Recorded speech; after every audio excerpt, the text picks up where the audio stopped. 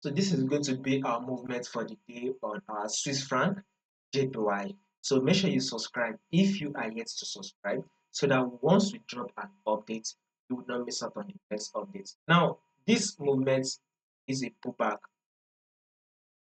on our Swiss franc JPY.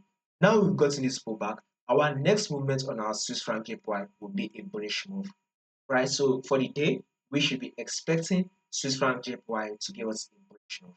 Why are we going to be expecting that movement? Is that when you go to your daily time frame and you zoom it out, you can clearly see that our daily time frame trend is on an uptrend move, right? Our trend on our Swiss franc JPY says that we are in an uptrend move. You can clearly see a series of higher high and higher low, which Swiss franc JPY is currently giving, right? So with that movement, we have now gotten a pullback.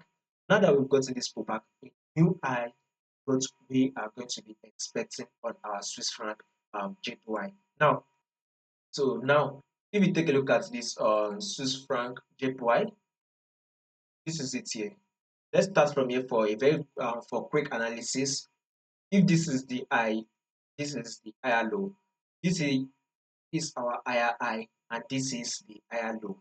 So market was able to push up to form a new higher high, and here comes the higher low. So markets push up one more time, and it formed a new higher high, and here comes the higher low. Now that we've gotten this higher low, a new higher high is what we should be expecting next. So that's on Swiss franc JPY.